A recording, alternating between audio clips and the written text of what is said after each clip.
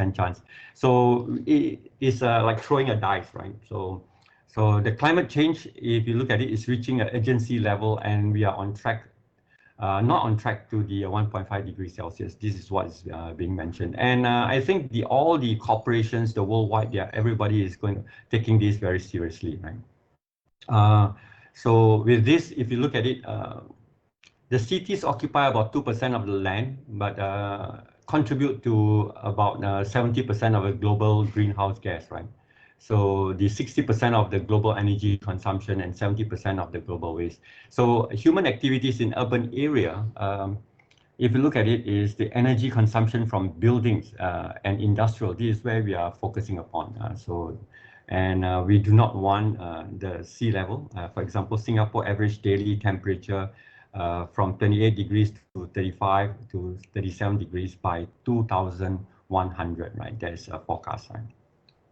So the estimated sea level will rise, right, from 0.5 to 1 meter by 2100. So this is showing that there's going to be extreme weather if we do not take control of our destiny, right, of our future. So that's why there's a global net zero action happening, right?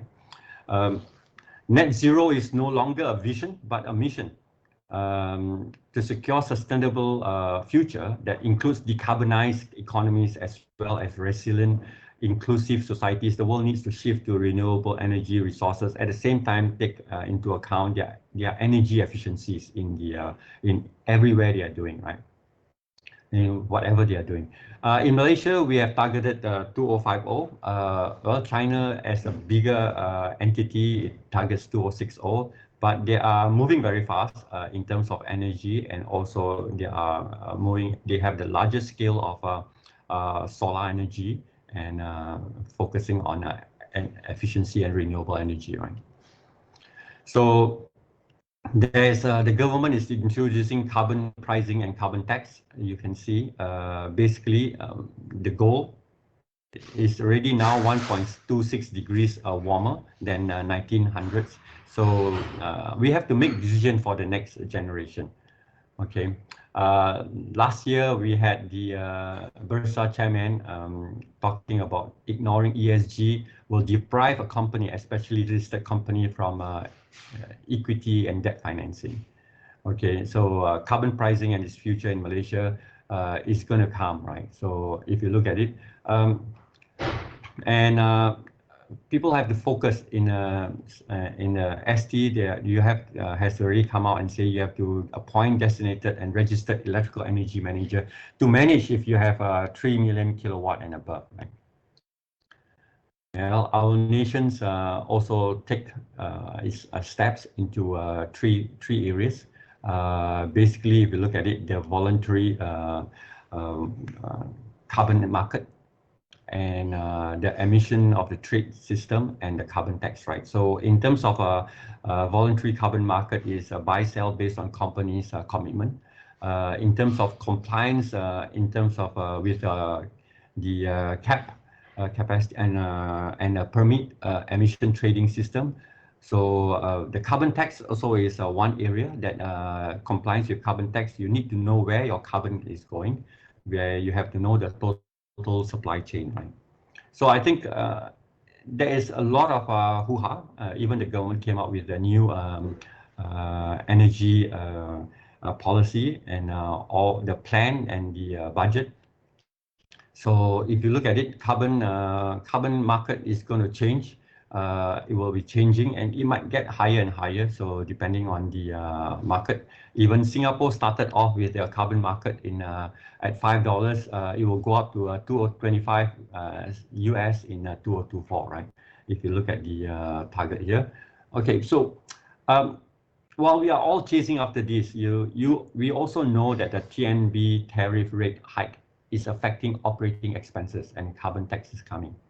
So if you look at the overall rate, in 2023, we have already seen a rise, right? So I think the electricity tariff increased in 2023, and tariff hikes average about 12.5% every 3 years. So the ICPT was 20 cents last half of a year, and now it's 0.17 cents 17 cents for commercial and industrial for July to December. So it is not something that is new for all of us. It is going to be a cost that is going to be increasing while we have to do more for the environment, right? And also for the earth. While we are doing all this, what is happening to the companies? Well, in the Standard Chartered review and study in London, in terms of what will Malaysian supply chain revolution for this going to be impacted? How is it going to be impacted? If you look at it, 78% of MNC will remove suppliers that impacts their carbon transition by 2025, 26, right? 35% of MNC current suppliers will be excluded in the process. That's huge, right? So if you look at it, if you do not go in with the transition of the carbon transition together with the MNCs because of the requirement that they are being put forth, so a lot of them will probably be excluded in their supply chain. Well, the emerging market suppliers are at risk more than the developed markets. You can see that. Okay. If you look at it, there's about US 1.6 trillion market opportunity in the 12 markets. 12 markets are listed below. And if you look at it, Malaysia has an impact of 65.3 billion per year. If you look at it, if 35% of the MNC current suppliers will be excluded in the process, we will probably lose a certain percentage of this. So we need to be careful and we have to be ready, right? So in terms of Singapore, it is 146 billion US a year in Singapore, their impact. So Malaysia has 65.3 billion. So if you look at it, this is something that everybody is chasing. It's a domino effect, and 45% of MNCs will pay premium on an average of 7% for net zero suppliers. So what are we doing for the Malaysian supply chain going forward, right? So that is the most important thing. And how are we helping them? This is where MIMOS has come up with the technology and how Square Cloud has taken this technology and worked with MIMOS as a recipient and implementing in the for the supply chain that it has requirement for this GHG. Some of the problems we see is a lack of energy visibility. A lot of people don't see the leakages, where the energy is leaking, the rising costs, the sustainability policy and the pressures. Difficult to verify the energy. You know, is it accurate? What really happened? You know, sometimes when your energy increased by 10% or 5% in a month, what really happened, right? So, and also because of unplanned breakdowns or costs, unpredictable equipment failures, right? A lot of times these things happen, and we see in all the plants. So with the lack of energy visibility, we really have to put in a real-time asset level energy monitoring. With the rising costs, okay, we have to put in a targeted, real target permanent energy reduction with fast ROIs, cloud-based carbon reporting system that you can get your GHG, understanding your emission and how to reduce it, right? So we also need to have a professional monitoring and verification process, right? So this is something that is in international performance protocol. And we have to have asset tracking, which enables predictive maintenance with AI, reality AI, with AI that will be able to tell us that our equipment is going off or is taking more energy than is necessary. That means it's taking off more load, right, than necessary due to some problems in the equipment, right? So we need to be able to understand and have the breakdown of energy in the right manner. And this is a simple way of putting it for some small businesses, but for a bigger industry, there are many other ways. The roadmap to achieve net zero is monitoring and targeting as a start. Okay, I'm not saying that this is the end. When you have numbers, it helps you to measure, and with measurement, you can do improvement, right? So data is important. So How can you get there? Basically, advancing to net zero. That there's a lot of plans. People are now looking at new buildings and they are preparing for new buildings. It must operate at net zero carbon by 2030, right? So, and then 100% of the building must be operating at net zero carbon at 2050. So it is something that is, we all have to put forth our plans, and not only for companies, but as a, not only from the country, but as companies, individual companies, SMEs, that is supporting the MNCs and those put and export product, right? So are we going to be out from the supply chain, or we're still continuously going to be, or we're going to take this advantage so that we can be advantage to the supply chain, so that we will have more, okay, with the scenario that is happening. How are we going to take advantage and opportunity for this? Okay. So basically, when we work with companies, we really need to let them know where is the energy gap analysis. Then they do real-time monitoring and focusing on the energy savings, where there's no cost first, and then going to technology driven, right? And then later on, looking at a plan to hit net zero by 2035 or earlier, right? Okay, so the steps are basically quite clear, and we work with our customers and clients and telling them the urgency and the need, right? Okay, so and basically when you talk about real-time energy monitoring, it is basically you need to have a gap analysis and feasibility analysis. So you will probably need to look at your consumption and do a baseline or benchmarking with the real-time sub-monitoring. And then from there, you will then have the ECM regression model or AI machine language learning mode, and we will be able to look at it and see what is it that you can do differently to improve it. I'm going to go through a little bit of that later on, whereby after that, you're going to look at your reporting period of how you avoided the energy and the saving mode, right? All this is using the smart process, and all this monitoring will take at least 60 days of energy monitoring, establishing a baseline, right? The government has also come in to support the energy audit conditional grant. And what is it? SEDA and Jaya Tenaga. They have come out and given industrial sector up to 100,000 per site per account for doing an audit, so that you can start off by getting ready, yourself ready, right?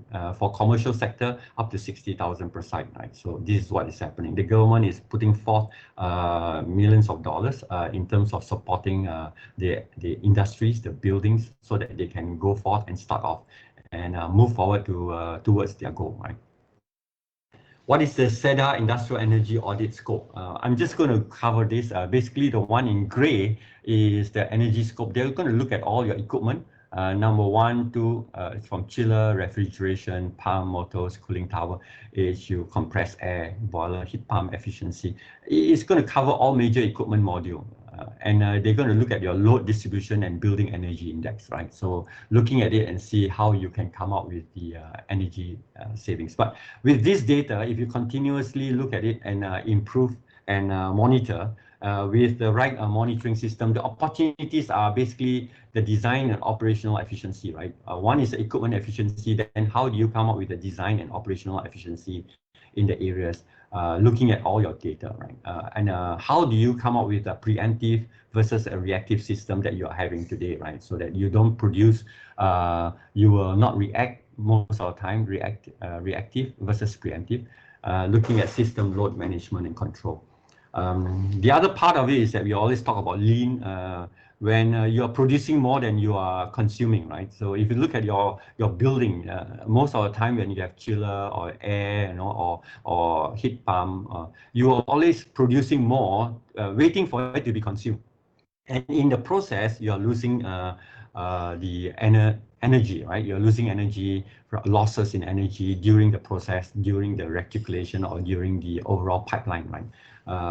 If you talk about air, it's leakages. When you talk about the chill water, you're talking about reticulation losses, right?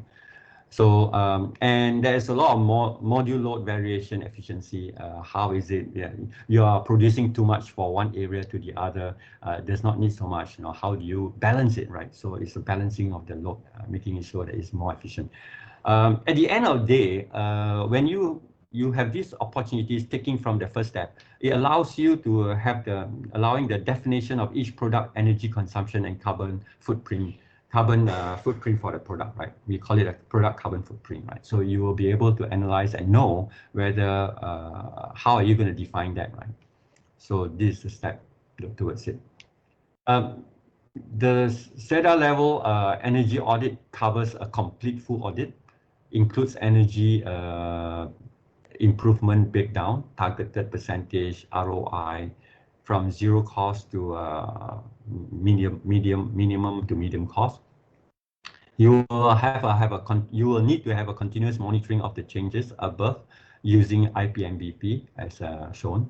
Energy management system that can validate the correlation of change and target the savings, right? So you use the IPMBP and the energy management system. That means you have a system to target and monitor. And this will give you a good basis for your ESG plan, right? When you come up with ESG reporting. And also for your greenhouse gas protocol, if you have the report category 1, 2, and 3. And this could also move you towards the ISO 50001, making sure that your organization follows the ISO standard. And also for ISO 14064, right, which also have category 1, 2, and 3. So these are all the areas. When you start doing this, it helps you to move towards all these standards and compliances. Okay. Why SCM and I, we do this as a service because we have we put in the system that implement a comprehensive energy management monitoring and control system to aggregate the energy data from major equipment when they execute their energy saving measures, right? So this is what, and we utilize MIMOS technology to do this, okay? This is a MIMOS technology has been implemented in many areas. I will, so basically Dr. Rossley will go through most of them. He is able to take data and control and read and write and manage. And here we have a dashboard which he will go through with you, I presume. And we put in an AI system on premise and on the edge, whereby we will be able to take the data and trigger and be able to tell us what needs to be changed, right, automatically, and send the control to the locality, right? So I'm just going to go through some of this. So the first step is real-time energy monitoring, targeting, and reporting. If you look at it, number one, and the opportunity. Number two, focus on the bigger ones. That is either the plant or the compressed air. Then you can probably look at the heat farm and others. So basically, in terms of the first step is making it visible. Then if you have the saving capability that we see there is a need, there is a capability where the ROI is less than 2 years. Most of the time, our ROI is less than 2 years. You can actually, we allow the customers to pay over 3 or 5 years using the pay as you save in all this process, right? So we allow customers to do that so that they continuously don't have to have a huge investment towards saving the energy, right? But they have a capability to immediately have a carbon transition, right? So and making them what do you call that? Able to meet the requirements of the MNCs, whereby their carbon transition is needed immediately. When we talk about real-time AI and IoT energy monitoring, feedback, analytics, and control, so this is what we are going to be putting in place for customers so that they will be able to know and understand and make sure that they save 10% in 3 years. We will work with the client for continuous improvement. They will have they have the real-time monitoring and analytics to put in place with the hardware and software continuously for more than 3 years, right? So So the dashboarding system will allow them to see the overall energy consumption, the current, and alarms and everything. So the current ampere, and with this we input all this into the a new AI, and the AI will then trigger and tell us whether the motor or the equipment is having a unpredictable and it's a predicted problem that is happening in the motor or in the equipment, right? So I think the government has given quite a lot of processes to help, as long as the companies should be interested, I believe, submit the last 3 months TNB bill and appoint a ST licensed energy service company, right? So that's what it is, and work with them to kickstart and so that you can start your process, so that you will not be excluded as one of the 35% that is excluded in the industry, right? So Square Cloud has a key partner with MIMOS and together with ICE and ICE has a key partner with TNB, right? So we work together and we have actually implemented energy efficiency project for more than 50 sites, project sites, right? So real time for whole plant room, giving cloud services.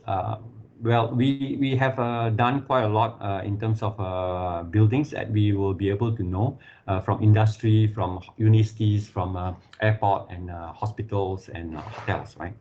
And also commercial buildings. So for offices that runs 10 hours for 5 days, we see a 15% reduction in their energy, especially in the chiller. For malls, especially in chiller, we see that we save about 18% of their energy, and for lighting, controls, and all this. So hospitals, we see about 22% average because they run 24 hours, 365 days. And for industry, it varies because on chiller and air, so it varies. It has an average of about 15%, right? Because of different types of industrial, right? Our current installed sites across Asia has been 12 sites in Thailand, 43 sites in Malaysia, 1 site in Indonesia, 1 site in Philippines.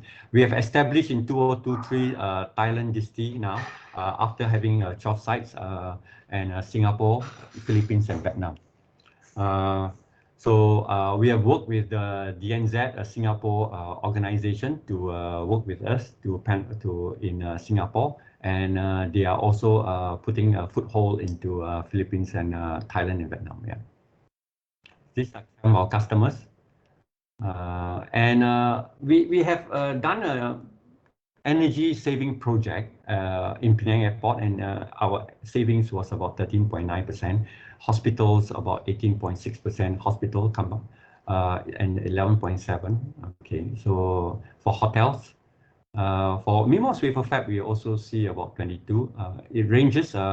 This was about 2 years ago. This year it was about 16-17%. Last year was about 22%. TNB, Jalan Timur, we saw the building saving about 22%. So on the average, we say that we have been helping organizations save about 18%, depending on the type of building, right? Some of the mitigation case studies are making real changes with benefits towards the net zero emission with MIMOS, and we have been going into for a large-scale food manufacturing project brownfield, tracking the energy, chiller, the refrigeration, and the CDA operation optimizing is ongoing. TNBS has worked with us on ICE on the convention center project in Malacca, tracking energy and GHG emission. It has been completed. The saving is about 18 to 20%. Therefore, a large M&E assembly plant, we are tracking energy, GHG emission, basically more on the HVAC, CDA operation optimization. MNC electronic semiconductor project, brownfield, tracking energy, GHG emission. We are working on their chiller and CDA operation optimization, which is ongoing. Unicity, tracking on the energy and GHG, chiller operation optimization is ongoing. Frozen food manufacturing project, if you look at it, the tracking energy and GHG, chiller refrigeration operation optimization, which is also ongoing. So we have multiple ongoing projects while we have done multiple projects in place. But basically, if you look at it, our energy savings and comfort value proposition, or in any area in terms of it, is we are using AI and machine language, so preemptive in HVAC versus a reactive HVAC, right? If you look at it, the existing HVAC system is more reactive, and what we do is more preemptive, right? So if you look at the preemptive, it is at a lower, it will be always be within their control limit, whereby for the reactive, it will always go, and then when you react, it will still goes over, and it will always going over the control limit, right? Unless you set your control limit at a tighter bandwidth, right? So that's what it is. Then with that, you will always have you have to use more energy. So it is more of a reactive that is losing energy. That means it's not lean, right? Preemptive is making you lean, right? We're talking about lean process and lean control. So in the reactive, you have a PID loop engaged. High accumulated delays when you have multiple PIDs take time to stabilize. But in the preemptive, you have AI that foresees the undesired event.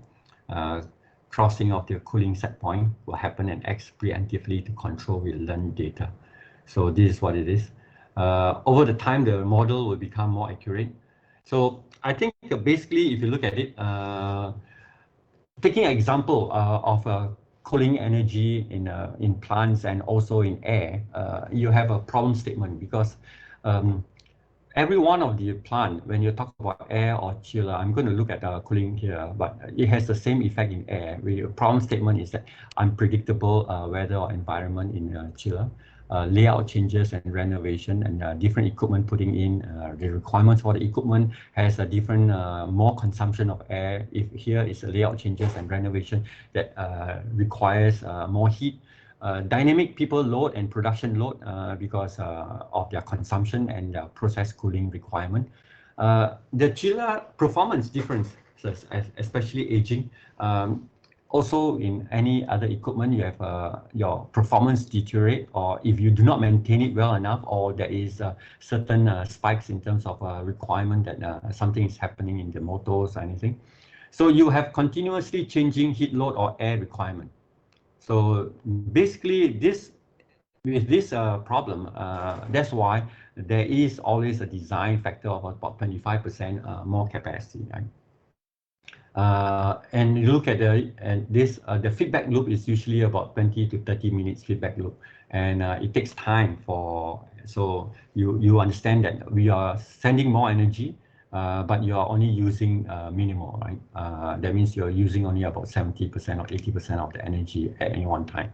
So it's a very complicated process for a lot of us to understand in terms of how the overall system in a plant works, from extraction of energy, the pump sending out, and how is the flow, the chiller system, what is the efficiency of the chiller, the pumps, how is it sending the chilled water, how is the efficiency of it sending it out through, and the AHU, right, the efficiency of the AHU, whether it has the real CFM, is it blowing the real CFM that and per kilowatt, no?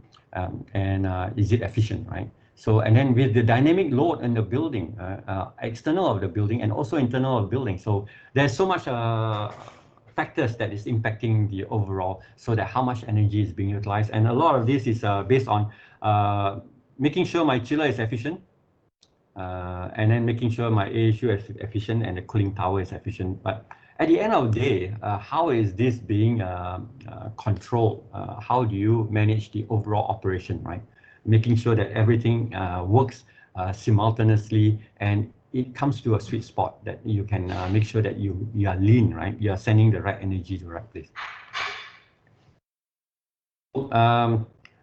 All you need to do is real-time IoT feedback, and so you have a real-time actual load. Okay, so I'm not going to go into the detail. I'm just giving you the complexity of buildings in terms of air or chill chiller, or anything else. If you look at it, it has something more complex than just a straightforward reactive system. But you can have multiple reactive systems, but as you have more and more reactive system, this reactive system will then make you lose your efficiency, right? Okay.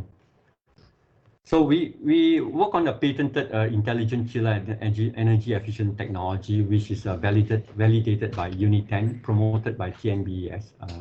It has enthalpy in a function of temperature, humidity, airflow, heat gain factor. It works on psychometric analysis, building enthalpy characteristics, and heat gain. We have a control algorithm that we control the chiller together with the chiller manufacturer.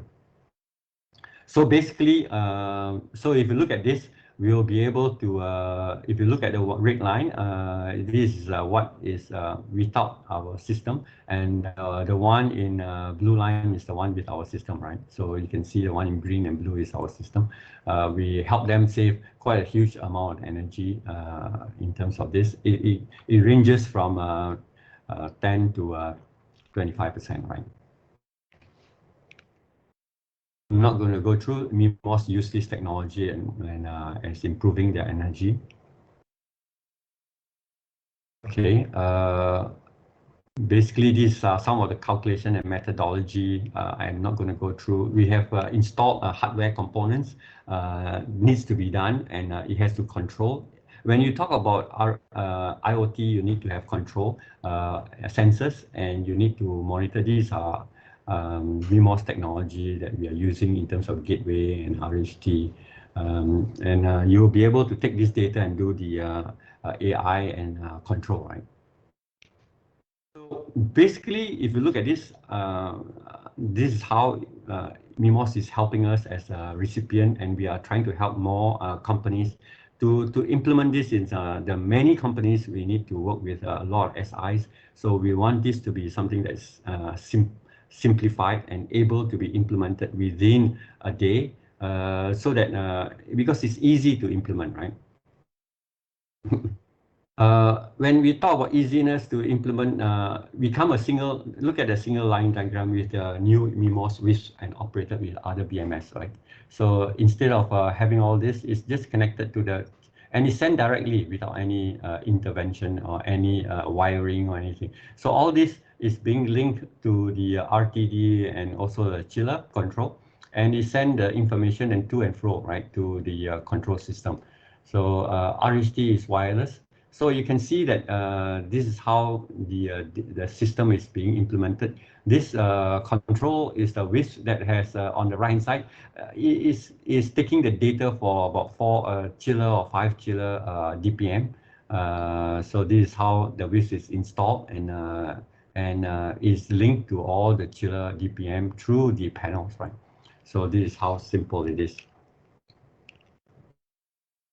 So I mean, we're not trying to oversell or MIMOS technology, but basically it has helped us to be able to move forward and make this fast by having zero interruption in the factories, especially when you're talking about factories that are running 24 hours and they do not have extra capacity for you to work on, right? So zero interruption is something that is required. So previously, when we have to do a lot of wiring, the requirement is huge, right, for us to stop the equipment and having the people climbing up and doing all the wiring. So it's faster for us now. It's zero interruption. It saves in terms of chip because it saves time and cost, installation time and cost, right? So basically, it's cheaper in a sense that, and it's good technology because it's able to read, analyze, and control. And it can cover a huge, I think that in terms of technology, Dr. Rossley will cover that for all of you. And it helps us to grow, okay, and easy to scale up for our customers. From one to another, it can scale up, and it has multiple number of points. It can go up to about 1,000 points. So it's easy for us to scale up. So MIMOS, working with us, has now started to work on this, and we've done, with this, we do the real-time monitoring, and reducing the time that is required, right? So I'm not going to go through this, but summary and takeaway. AI and IoT solution by Malaysians, which is MIMOS, Square Cloud, and AIs with the AI. We're building energy management, chiller, CDA, and major equipment AI with MySpark solution. We have been able to work on this and tested this product and implemented this product and seeing key results and good results and even not only the results but looking at the implementation methodology, right? And making sure that it's easy and people will be able to be trained how to do this. Continuous R&D to enhance and improve the current IoT devices and AI solution with WISP. Developing carbon emission and net zero measurement system in compliance to GHG and ISO standard for certification, because a lot of our SMEs require this. If not, they will not be able to transition, right? So we drive and support the MNCs and Malaysian SMEs in the export industry like E&E, etc., and making them competitive, right? So you know the urgency and the cost. So people say that when you're going towards ESG and GHG, the cost is going to increase. But here we are not trying to look at the cost increase, but looking at how you can utilize this to reduce your overall OPEX. So make it more efficient. And we are here to help the SMEs in their carbon transition process in line with their MNC's net zero plan. So we are helping a whole supply chain, right? The $65.3 billion yearly, right? We are talking about 30% or 35% of that is going to be about nearly 20 billion, right? They will be probably lost to somebody else, or if in this case, if we are able to help them, they will probably gain more, right, from other countries, right? So this is something that we have to put and help our SMEs and supporting industries, right? So the ESG, Net Zero, and MySpark product training, we actually partnering system integrator, partnering with multiple system integrators, more and more system integrators. MIMOS is asking, and we are asking more system integrators to come in to be able to partner, and also partnering with energy and lean consultants, right? So they will probably be able to utilize this technology fast, and since it's fast, cheaper, and good technology and easy to grow, right? So this is something that is we are looking at, and we have started training Malaysians and Southeast Asia team in Singapore, Thailand, and Vietnam. So here it is. We can see some of the pictures of how the people that is being trained, right? Okay. So basically, the steps and stages of this is that first we have to monitor. Then the analytics comes into play. AI and machine language correlation, optimizing the energy versus consumption for your major equipment. Predictive failure is important because you do not want your failure to bring about your loss in OEE or loss in energy, using more energy. So basically, predictive consumption and emission is important towards the compliance of ISO, and GHG, which is now is an ongoing development in the version 2, right?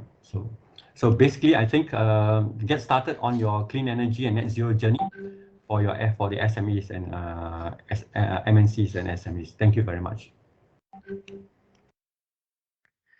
Okay, thank you, Mr. Selim, for that very well explained detail about how to save energy. And if you have any questions, ladies and gentlemen, you can always type it in the chat, and the speaker will be able to see them. And if he misses it, I will also be able to bring it up to him. So you can always put in the chat box, right? Okay, there was a question on. Can you see the question, Mr. Selim? Or would you like me to read it for you? Okay, let me try to get into a question now. It's in the chat. Let me look at the chat. Yes, okay. Trying to open up the chat. Okay. I didn't see any question yet. I only saw your box. Okay, there's one. Can you please share more about SQ Cloud Tech solution versus other similar tech solution in the market? Okay. I think basically there are a lot of other solutions in the market, especially using for monitoring. However, we utilize MIMOS technology, and I think Dr. Rossley will be able to share with you what are the reasons why I allow him to do that because he was the he and his group were the people that um, did the R&D and developed this technology. So all the good things has to be said by him, right? So basically that's one. Number two is that as Square Cloud does one thing extra is that we do the analytics and we do the AI and other controls that helps in terms of energy efficiency. After you're taking in the data, we look at how the methodology of doing that. So I think there's one page I talk about the energy efficiency, but the other one is talking about operational efficiency and lean operation, right, for your buildings, right? So that's what we focus upon. Okay. Okay, and then there's one from Ms. Linda. She says if she can have some your slides. You can share the slides, or at least some of the slides. Yeah, it's not, you can share some of the slides. Yeah. Later after the event, I guess we can email to our participants. Okay. Okay. Any other questions? If not, we'll move on to Dr. Rosli. Okay, there's no more questions. So thank you, Mr. Selim. Our second speaker is Dr. Rosli Mohammad Sabri from Mimos Berhad. Dr. Rosli Mohammad Sabri is an engineer with over 20 years of research and development experience in the area of microelectronics and embedded system. Some of his research interests include wireless communication, the Internet of Things, IoT, sensor technology, artificial intelligence, and neuronic computing. He received his doctorate degree from the University of Edinburgh, UK, doing research in indoor positioning. So with that, ladies and gentlemen, I hand you over to Dr. Rosli. Over to you, sir. Thank you very much, Lawrence. Good morning to all the attendants. I've seen we have about over 30 people in attendance today, which is quite good. And since also we have some from local and also from overseas. So so my presentation will be more towards explaining what is our technology that we have developed, and given the varied audience background, so I'm probably just gonna be talking on the surface. But if you have any detailed question, I think we can address those at the end of the presentation. Okay. Can I share my slides? Yes, Dr. Rosli, go ahead. Okay. So 1 second.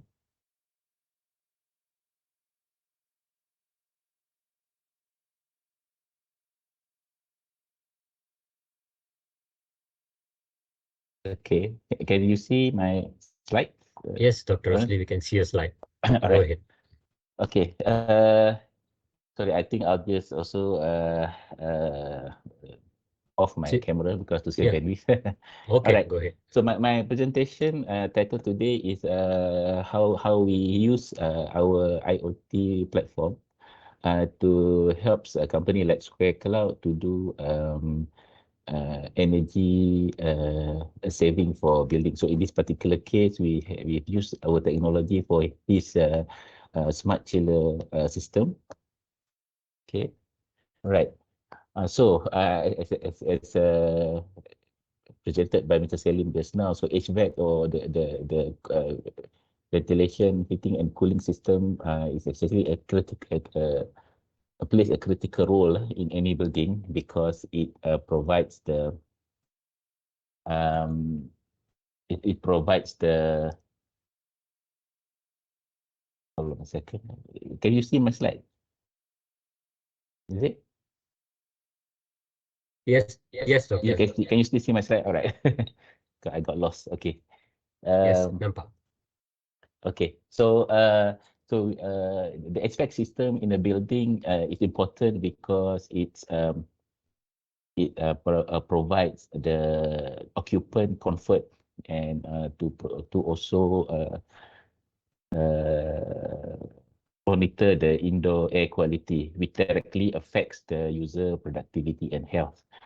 And this HVAC equipment generally consume between 40 to 60% of the building total energy. So you have things like compressors, water pumps to circulate the chill water, and big fans to distribute the air towards the indoor environment. So all this machinery consume a lot of power, and then it's vital that if we can efficiently manage this HVAC, you can do an efficient HVAC management, and therefore it's the key to reducing energy consumption and operational cost of the building.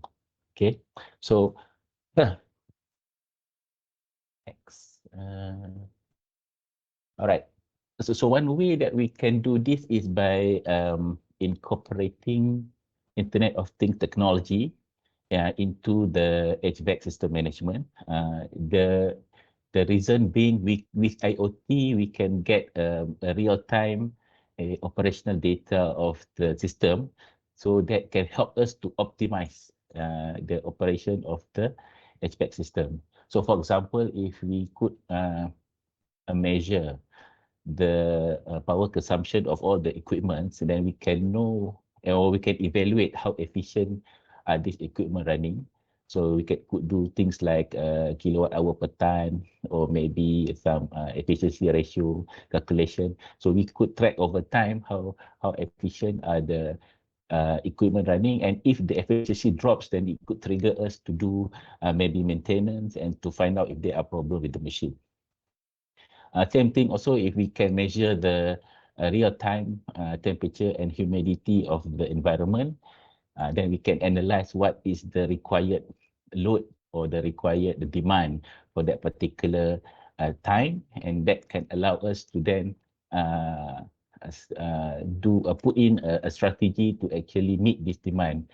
So we can actually we don't have to actually turn on the chiller at full blast all the time, because depending on the demand, we can either reduce it or increase it as required. So this ensures the system operate at in an efficient point. Other things like we can also look at the supply and return chill water, because we could see at the pressure or the flow. Then this tells us that if there are any issues, for example, leaks in the system, or we can know also whether the heat transfer is being done efficiently or not. So all this data can be provided in real time by IoT sensors. And given the amount of data that we can get from this IoT system, the next step is actually we can even use this data with the help of artificial intelligence and machine learning algorithm. We can even predict whether some machine or some equipment is going to fail, or we can also detect anomalies in the system. So what this gonna help us is that it can actually lower our maintenance cost. So we don't have to actually do periodic maintenance every, let's for example, 3 months. So we can actually do what we call a predictive maintenance, that we only do maintenance when the failure is about to happen. Not yet happened, but maybe they give us time to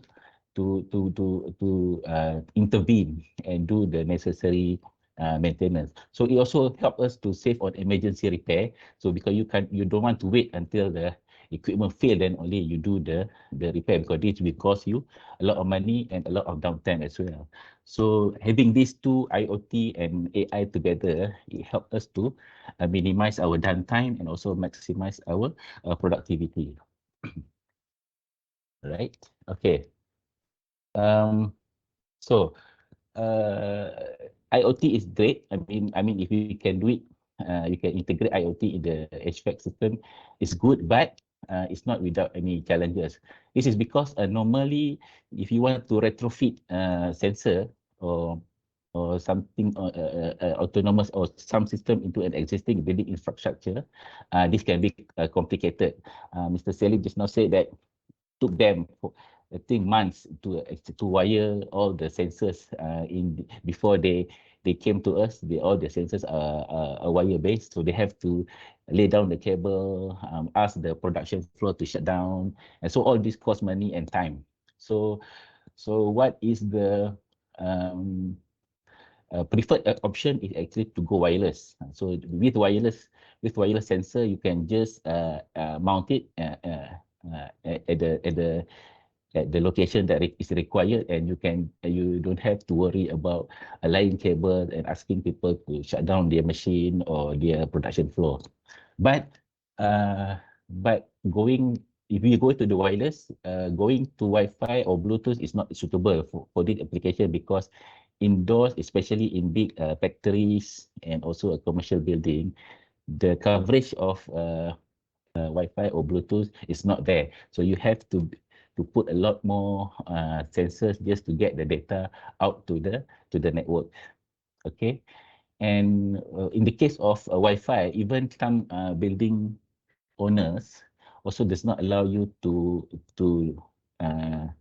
write on their Wi-Fi network because of the capacity issue. Because you're going to have a lot of these IoT sensors installed. So if you use network wireless technologies like Wi-Fi, then you will be interfering with the existing capacity there. And also they are worried also about security problems. So that's why I think in our solution here, we don't use Wi-Fi due to these reasons. And what we have developed is actually a technology, we called it MySpark, which stands for MIMOS Smart Platform for Wireless Mesh Network. So essentially, our IoT platform is actually a wireless computing and communication platform to connect sensors and transducers to the internet. So hence the term Internet of Things. And this platform is meant for actually low bandwidth, low data rate, and low power applications.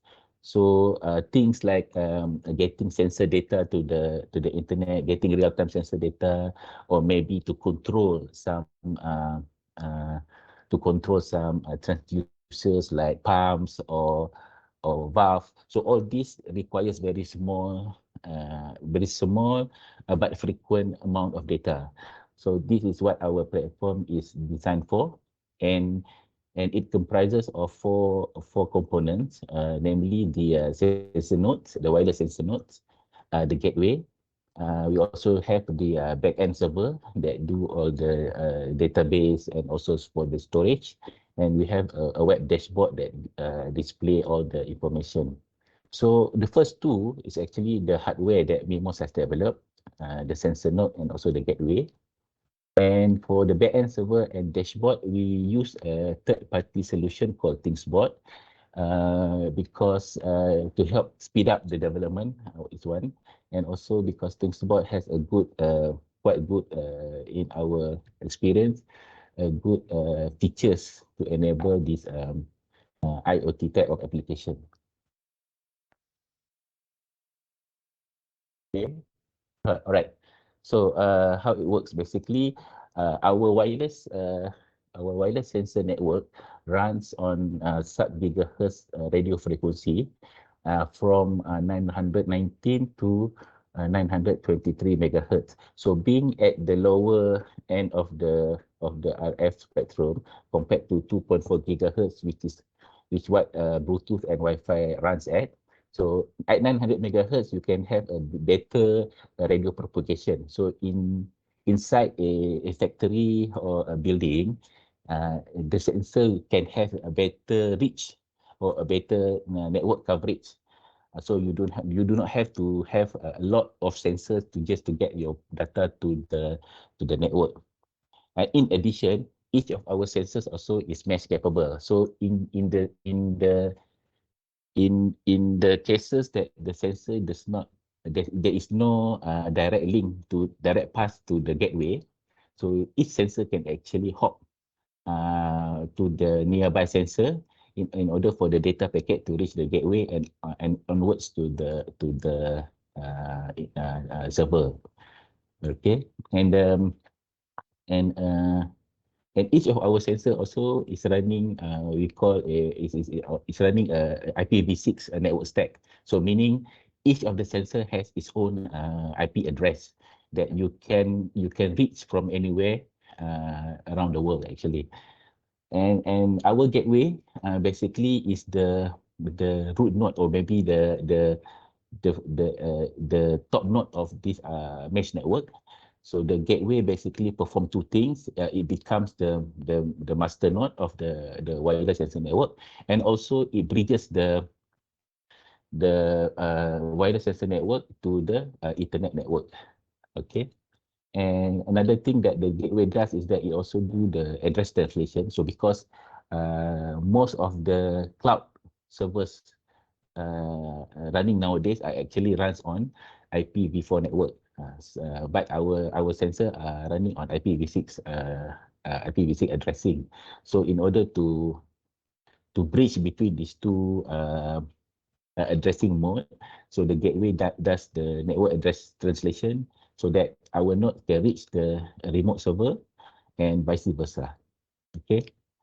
And finally, the backend server, this bot can either reside on the cloud that accessible by the internet, or it can also reside on a local network.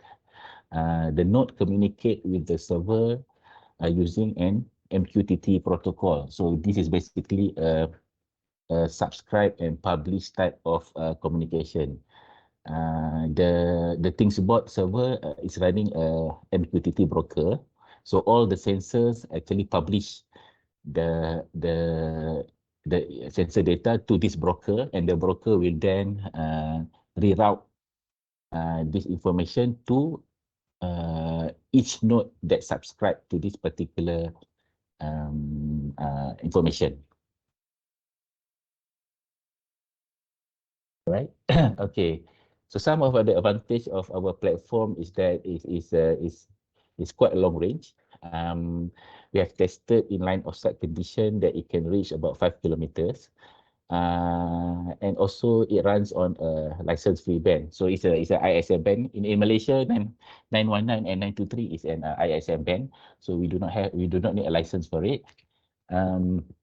Due to the mesh capability of the platform, our nodes can expand a quite large area. It's also a self-healing network because the node can reroute its packet through good links to reach to the gateway, and also support two-way communication between the server and node. So you can upload data to the server, and also you can receive data or command from the server. Okay, so this is so the our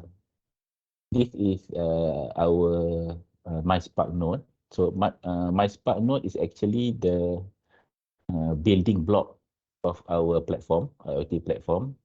So this node actually is based on Texas Instruments wireless chipset called CC1310. So on this particular PCB, we have also provision some sensors, for example, temperature, humidity, gyroscope, accelerometer, light level, and pressure. So basically, if you, for example, need a pressure sensor, right? So we can just provision, or we can just populate a pressure sensor onto this particular PCB board, and that board becomes a pressure sensor. Because we have provisioned the pressure sensor on the PCB. We also provision a Bluetooth transceiver. So this is meant for integration with an external host, for example, a smartphone. On the board also, we have our two type of antenna, either a PCB antenna, or we can have an external antenna connected to a .UFL connector. And we also provision a 40-pin header, so that we can extend the function of this MySpark board to perform to do extended function via a daughter board. So if we need additional function not covered by existing design, we can just create a new daughter card or daughter board, and then we just plug in this MySpark board on top of that daughter card via this 40-pin header. Okay. Right.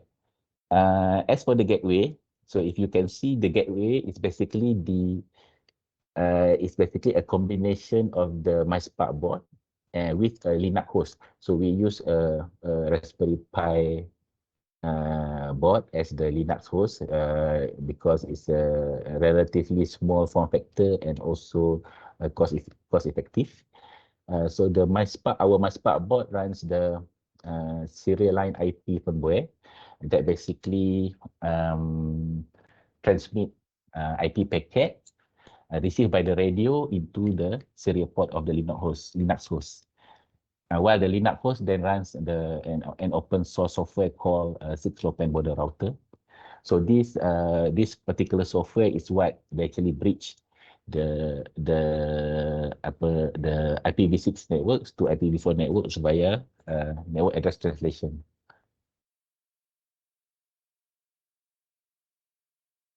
Okay.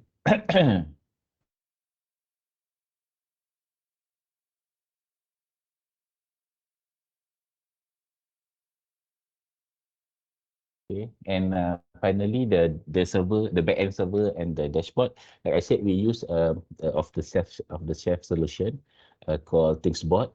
The one that we use is the professional edition, but ThingsBot also have a community edition that is free to use, although it has slightly less features than the professional edition. But I think for most IoT application, even the community edition is sufficient. But if you need more features like reporting, platform integration, role-based access control, then only the professional edition has it.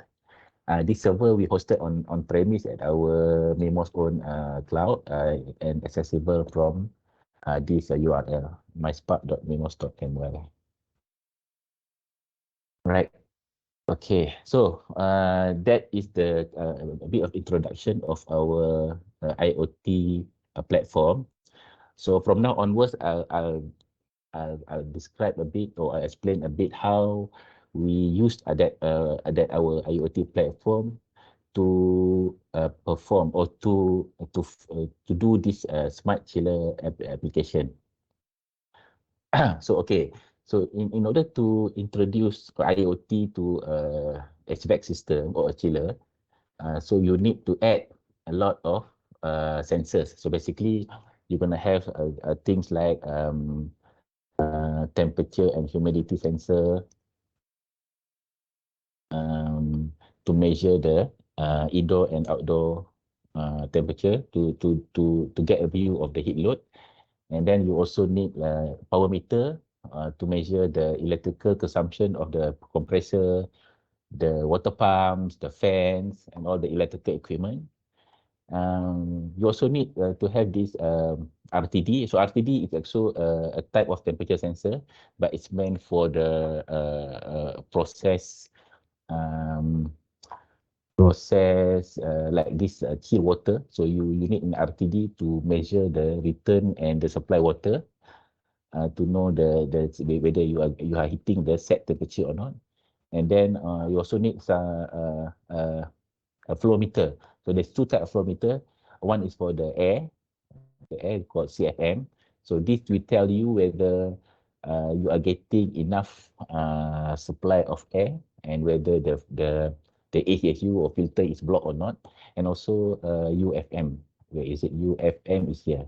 So UFM is the ultrasonic flow meter, basically to measure the flow rate of the chill water. So with this flow rate and also this USM, also you can infer also the pressure. So you will know whether whether there are leaks in the pipes, or you can see whether the heat transfer of the chill water is efficient or not. So basically what you need is that you need a lot of these sensors retrofitted into the HVAC system. Okay. And this is what Square Cloud or has done previously. So all their sensors that I just described just now, all are wired sensors. So they have to install or wire each sensor to their control box and to their control panel basically. So you can see the line diagram is quite complicated, and they said they spend anytime between 2 to 3 months just to do the installation only. Okay. So we look at their requirement. So basically, like I said, we when we analyze the requirement from Square Cloud, we see that okay, they need a lot of temperature and humidity sensors. So in this diagram, these are the temperature and humidity. You can see one line here. There are a lot of them because they said in a large area, large building, you need a lot of this sensor to be placed to basically gauge the heat load or the basically the demand of the HVAC of the cooling. So they need a lot of this sensor to be placed around the building. Okay. So we find that okay for temperature and humidity sensor, this is a good it's a good product to develop because if we have a wireless temperature and humidity sensor, that will allow the installation to be very easy. So they can just place it anywhere, and then they can just turn it on, and the sensor will wirelessly connect to the network. Okay, so that's what we did. That's what we did for the first product. So we developed this. It's a product called RHT. Basically stands for relative humidity and temperature. Like I said, it's a wireless sensor that measure ambient temperature and humidity. So if you remember earlier when I spoke about our MySpark board, right? So we say we have provision some sensors on board. So in order to just do this particular product, we just basically needs to populate a temperature sensor on it. So this is the location of that sensor. It's basically using an IC from Texas Instruments called HTC 1000. And the spec of that particular IC is here lah. So we can measure between 0 to 50 degrees C with plus minus 1 degree accuracy, and also humidity from 0 to 100% with a plus minus 3% accuracy. Okay, so this is how the product looks like. And another thing that we notice is that there are a lot of these sensor like the digital power meter, the RTDs, the RTD, the flow meter. So this kind of sensor are actually it's a wired sensor that is already deployed in the factory, and all these sensors are running a specific protocol, either a Modbus or a 4 to 20 milliamp interface. So we thought that okay, since this sensor is already being deployed in the factory floor, we decided to develop another product, what we call as WISP. WISP stands for Wireless Industrial Sensor Platform. So basically, this product is actually the layman function is actually to wireless to read the information from this wired sensor and to send those data wirelessly to the network. So basically, it's an interfacing. It is an interfacing device to these wired sensors or transducers, so that we can wirelessly then wirelessly send them to the network.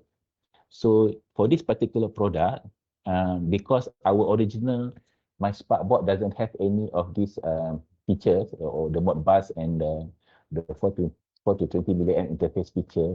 So what we did was we developed another daughter board. This is the WISP daughter board that we can then plug in the MySpark board, because our MySpark board is the computing and the communication interface. So we need this to do the wireless communication. But what we have done is that we have developed the daughter board that has all these interfaces that allows this product then to be connected to the other sensors, industrial sensors and transducers. For example, the DPM, the RTD, the UFM, and the CFM.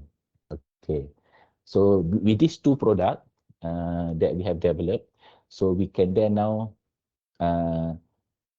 retrofit existing HVAC system so that we can collect data from the environment or from the process, and all this data wirelessly transmitted to the network via our gateway, and all this real-time sensor data is then processed at the server side. So Square Cloud and ICEE has their data analytics software that process all the real-time data that we have collected from all the sensors.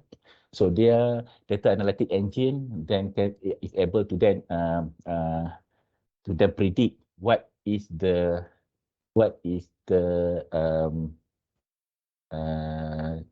operation or how the chiller needs to be operated as efficiently as possible. So then that information is then sent to the server via their chiller controller so that they can regulate the operation of the chiller so that it meets the profile of the chiller so that it operate in an efficient manner. So if you remember earlier from Mr. Selim presentation, right, there is the preemptive management of the chiller compared to the reactive, right? So this is where how Square Cloud was able to do the preemptive management of the HVAC, given the IoT data, real-time IoT data that we have gathered from our sensor platform.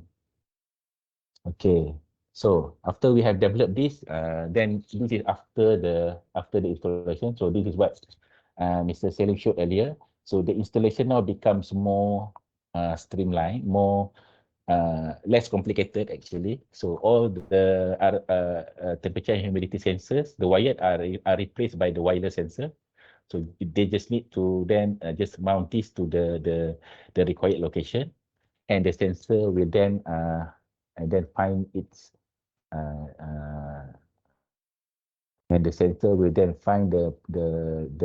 the optimal mesh path to the gateway and onwards to the server. Similarly, for the DPM, because the WISP has the Modbus interface and all the DPM also has a Modbus interface, we can daisy chain the several DPMs together and connected to one WISP. So the WISP will then wirelessly send the data from each of the DPM to the server. As for the RTD, so RTD uses I think 4 to 20 milliamp signal, and as well as the flow meter.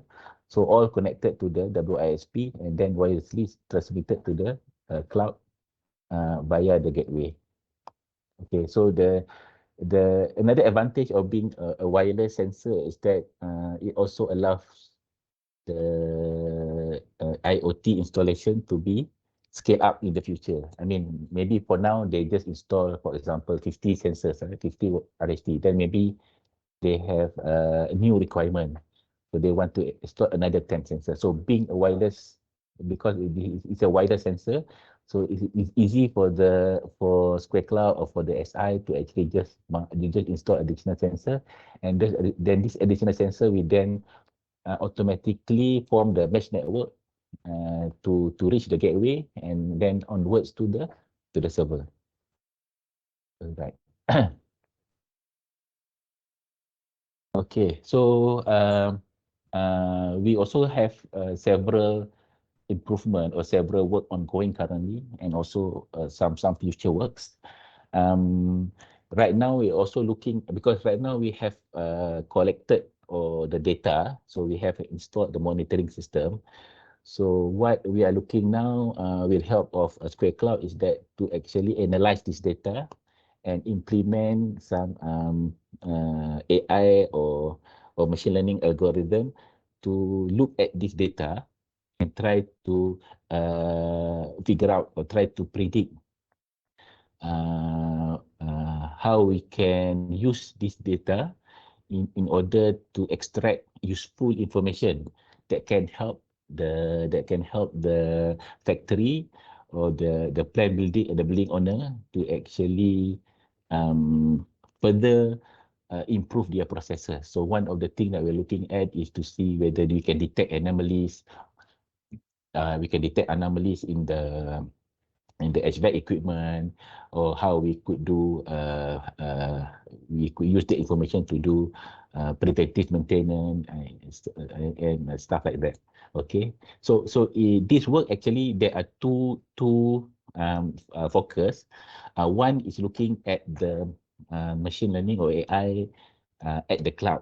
So because we have already collected some real-time data, so now we are processing this data in the cloud and try to extract useful information from it.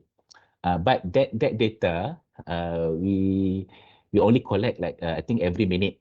So the granularity of that particular data is actually quite costly. So there are only certain things that we can do with a coarse grain data. In parallel, we are also looking at doing the AI and machine learning on the device itself. So what we call edge processing. So if we can run machine learning at the edge on the device itself, it opens up a more opportunity for us, because on the device we can do a much higher sampling of the data, up to like 4,000 sample per second, 8,000 sample per second. That this higher sampling data allows us to extract much more information from the equipment. So we are in parallel also looking on edge type or edge based AI devices that can allow us to do this to learn the profile of the signal, to help us to actually extract usable or actionable information that we can then alert the user of what is going on. Okay. Another thing that we are looking at also is to implement over-the-air firmware updates. So currently, when working with Square Cloud, we noticed that certain time that we need to fix the firmware bugs, or we need to implement new features, we have to update the firmware on site. So it's quite a hassle. So one of the immediate things to do now is actually to do this firmware update over the air, so we can just if there are bugs to fix, or we want to implement new feature, that we can do it very easily. Another one that we are looking at also is to decouple our platform, the MySpark IoT platform, from ThinkSpot middleware, because we think by doing this, it provides a much bigger option for the user if they have their own preferred back-end software that they want to use. So they don't have to be tied to ThinkSpot, so that if they can just get our MySpark platform and then tie to their existing or their preferred software stack on the server.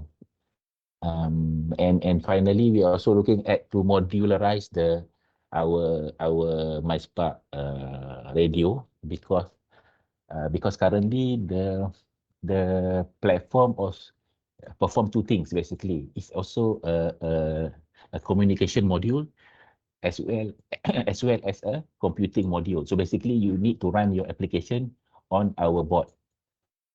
So by modularizing this radio side, so we can treat the MySpark radio or MySpark board only like a wireless modem. So if user has their own application, right, or their own devices, and they just need to, let's say, use our wireless communication modem, then they can do this by plugging in this standalone modem, so that they can send their data to the internet using our MySpark IoT platform. So use cases for this is like, let's say currently they have their own application or their own device running cellular modem, for example. So cellular modem, of course, you need to pay monthly subscription. for the frequency. So if they want to just, let's say, swap the cellular modem, they can do this with our MySpark modem. Just plug it in, and then our MySpark modem then talks to the gateway free of charge because it's a ISM, and only the gateway to the cloud or to the server may need cellular networking, or if you have a local internet network, even better, so you don't have to pay for the cellular subscription. All right. Okay, so that basically ends the presentation. I have a couple more slides actually. So, but the next slide actually not related to the HVAC system, but nevertheless, I'm just trying to do a bit of marketing here.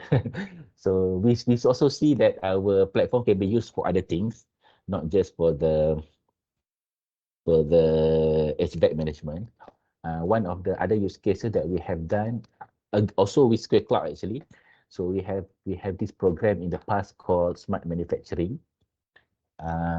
Smart Manufacturing Industrial Sensor Platform, or SMISP. This was a program under MITI last time. So they provide some grants for local SMEs to automate their processes. So we find that we can also use this product to do some level of automation in the factories. So what we have done, like we have installed it at Sankaya. So Sankaya is the ice cream maker. So we monitor their chiller and cold room. It's basically a temperature monitoring system. And then we send alert to their personnel or to their maintenance people when the temperature goes out of range. We also install this switch, reed switch on the chiller door or cold room door to detect if the door is open or closed, and also to alert if the door is being left open for a certain amount of time. So that's what we did for Sankaya, and we also did some system for Strike Electronics. These are the PCBA assembler in Kulim, if not mistaken. So we also do some measurement or monitoring of some of the processes.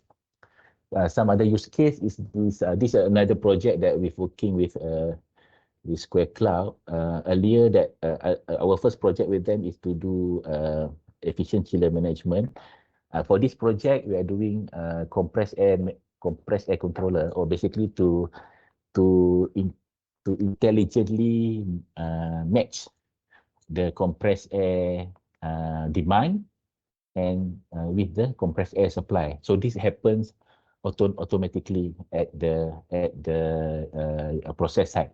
So this is another project that we're working with them to actually optimize the chiller, to optimize the air compressed air usage for the factory, to also help in energy efficiency. Right. Some other. So we can also do maybe something like machine condition monitoring. So we can have a vibration sensor, like say for like a motor or a pumps, that we can send the data to our whiffs, and our whiffs can then do a on-device digital signals processing to detect if there is a anomaly in the vibration profile. And then we can then alert the user through our gateway, and alert the user if we are seeing any anomaly detected on the motor, so that they can take the appropriate action. So this is another use case. Some other use case is for urban farming.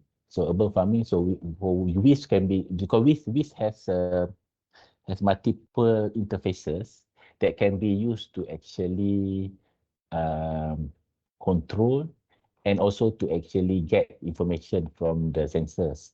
So this is actually an example of how you can use WISP to do urban farming. For example, you have this pH, EC and pH sensor that you can monitor the solution, the A and B solution of the hydroponic subsystem. and then you have some control that you can control the lighting and also the pumps to distribute the solution. And also, yeah, I mean, this is an example of what you can do with our platform. And last, I think this is the last slide. So you can also do water quality monitoring. So what you need is actually to have the sensor. So these are off-the-shelf sensors, water quality sensor, and then that connected to our WISP via 4 to 20 milliamp interface. And our device will just then read the sensor and then wirelessly send the data to the cloud or to the backend server. This is suitable for, like I said, our device can have a relatively long range, about 5 kilometer line of sight. So if you put it on the outdoor, on the river banks or whatnot, and then you can use our wireless communication system to send the sensor data to the cloud. So you can have many sensor distributed along the river, and because we are using ISM band, so all of these sensors are not using, you don't have to pay for the network subscription. Only the gateway might need, if you use the cellular networking to connect the gateway to the internet, then only you have to pay one license for one subscription for the network access. But all the other sensors will use the ISM band to transmit data from the sensor to the cloud. So basically, it's a lower cost, solution to do large scale environmental monitoring. All right, I think that's my last slide. So thank you very much for your attention. And if you have any question, then maybe we can have some Q&A session. Over to you, Florence.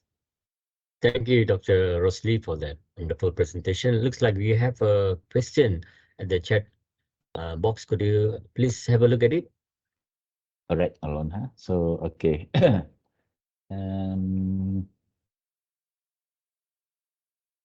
Okay. So, one question here. So, most commercial buildings and industrial have been equipped with BMS, BS, and BIMS. The last one, Doctor. Oh, the last one. Yeah. Which one? From Mr. Clarence. Okay. 1039. Yeah. Okay. Can you please share more about the connectivity between the gateway and sensors in environments where there are thick walls or natural obstacles between? Okay, so all right. So like I said, because our platform uses a sub-gigahertz frequency, so sub-gigahertz means you have a longer radio wavelength. Compared to the Wi-Fi running at 2.4 gigahertz or even 5 gigahertz. So at 2.4 and 5 gigahertz, the wavelength is much smaller. So because of that, it's harder for the radio wave to go around obstacle, or what we call it a diffraction scattering phenomena. So with a longer wavelength, like 900, you can actually go around obstacle much easier compared to 2.4 gigahertz. Of course, if you have much lower frequency, that is even better. For example, like our AC signal, current signal like running on 50 hertz, right? So that's why they can travel very long distance because of the longer wavelength. But of course, the downside of sub gigahertz or lower radio frequency is that you cannot carry as much data or as much bandwidth as, for example, 2.4 gigahertz. So that's why there is you need to weigh your option. But for IoT type application, that is fine because normally data packet send is actually quite small compared to Wi-Fi that is designed for more like a multimedia type of application that you send videos or pictures, right? So you need higher bandwidth for those type of application. But for IoT, you are okay with a few maybe a few kilohertz of bandwidth and also a few kilobyte per second. You don't need quite high speed because you don't need to carry a lot of bandwidth. Okay, is there, I think I hope I answer you, Dr. Clarence. Okay, any other questions from anyone? I think they can just on their microphone, right? If they want to ask, probably it might be They can easier. type, Doctor. Oh, they can type, okay. Yeah. You Let can raise me your hands see. if anyone wants to ask any questions.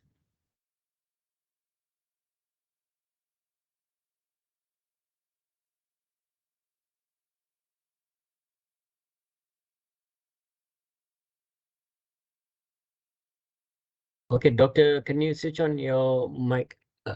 Sorry, your camera, Okay. and Mr. Salim as well.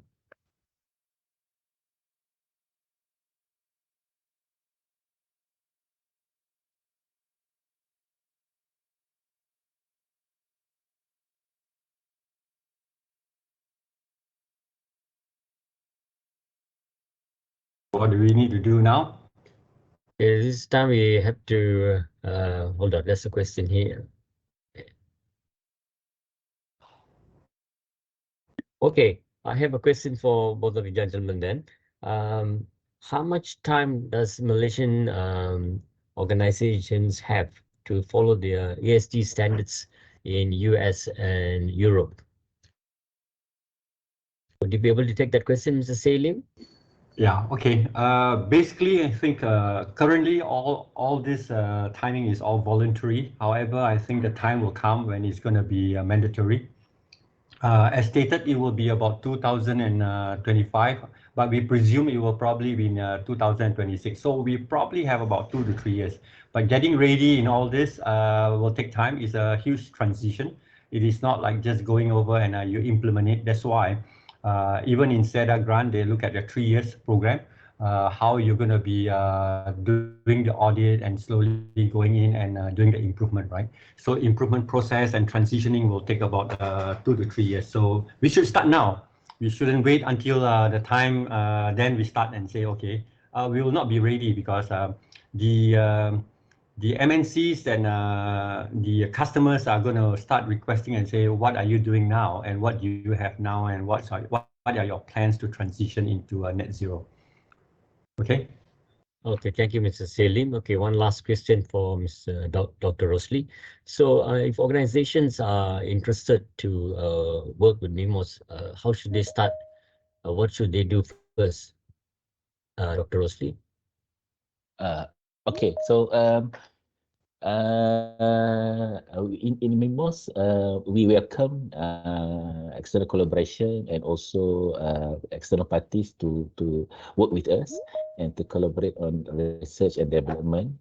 For example, if any party are interested to work with us, we have in our organization, we have a team that manage industry or academic collaboration initiative. So I mean, if anybody is interested, I think maybe we can just send me an email. I think maybe later Lawrence will give me my email address.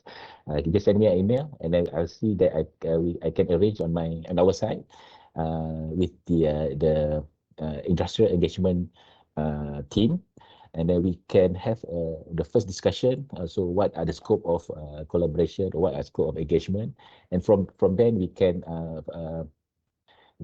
plan or fine tune the scope of work and what are the expected deliverables and also type of engagement. So I would say our engagement model is quite flexible. So there is no really one type of engagement model. So there are various engagement model that suits the external party. So this is all open for discussion. So in general, I think just give us a email, and then we can touch base and further explore what are the potential work and the potential collaboration that we can move we can take on. Hope answer that question. Thank you, Dr. Rosli. And then I think one of the good things is that MIMOS also does training on the product, giving the the people that work with them, the training capabilities, getting them ready, in terms of how to implement whatever technology. So I think it is good. Register with Dr. Rossley, and then after that, the training will come along, and then see how it can be implemented, and they will be able to follow through with you. Is that okay? Okay. So if there's no more questions, then thank you, ladies and gentlemen, for your attention. And don't forget to log on into mingusciencenegara.mosti.gov for more science activities brought to you by Ministry of Science, Technology and Innovation. With that, I'd like to thank Mr. Selim and Dr. Rossley for your wonderful contribution today. And thank you, ladies and gentlemen, for being a part of this wonderful webinar. Take care and have a productive day ahead.